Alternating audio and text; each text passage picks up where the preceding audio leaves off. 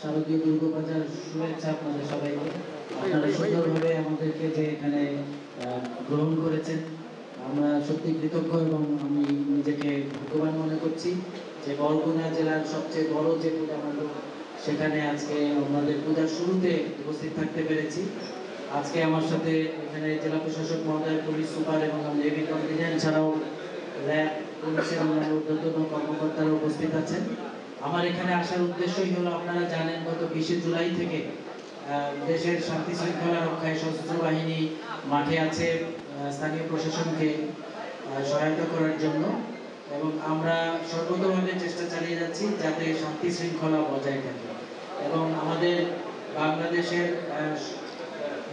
সনাতন হিন্দু সম্প্রদায়ের সবচেয়ে বড় উৎসব, যেটা আমরা সবাই মিলে একসাথে ধর্ম বর্ণ নির্বিশেষে উদযাপন করি, সেই দুর্গাপূজা আমাদের সামনে এসছে।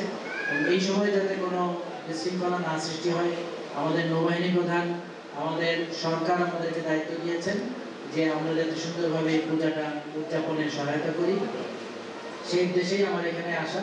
আমি এসে প্রথমেই জেলা কোর কমিটির সাথে বসেছিলাম। আমি দেখলাম যে আমাদের বরগুনা জেলায় শান্তি শৃঙ্খলা রক্ষার জন্য তারা সম্পূর্ণভাবে প্রস্তুত, এবং আমি আশা করি আপনারা সবাই মিলে যদি সহযোগিতা করেন শান্তি শৃঙ্খলা বাহিনী রক্ষায়, যে বাহিনী কাজ করছে তাদের সাথে, আপনারা সবাই মিলে সাধারণ যারা হিন্দু সম্প্রদায় ছাড়াও সাধারণ মানুষ যারা এই উৎসবটাকে অনেকদিন ধরে অপেক্ষা করে থাকেন, একসাথে সবাই মিলে উদযাপন করতে পারবে। এবং ধর্মীয়ভাবে যে সমস্ত আপনাদের প্রার্থনা, আপনাদের যে আচরণগুলো আছে, সেগুলো যাতে আপনারা সুন্দর করে পালন করতে পারেন। আপনারা জানেন যে আমরা বাংলাদেশ নৌবাহিনীর পক্ষ থেকে উপকূলীয় অঞ্চলে ভোলা, বরগুনা এবং খুলনা, এছাড়াও আমরা মোংলা বন্দর এবং পায়রা বন্দরে আমাদের বিভিন্ন কন্টিনজেন্ট সার্বক্ষণিকভাবে প্রস্তুত আছে।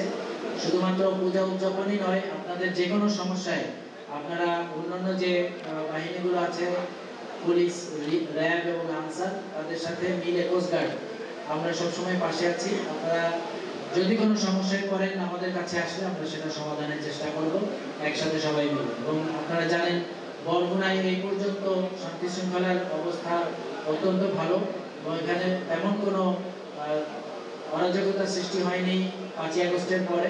আমি এই জন্য সত্যি সত্যি আশাবাদী যে এখানে যে 122টা পূজা মণ্ডপ আছে, আমি ব্যক্তিগতভাবে এই জন্যই এসেছি যে সবাই মিলে যদি 122টাতে আমরা একসাথে সুন্দরভাবে এই উদযাপনটা করতে পারি।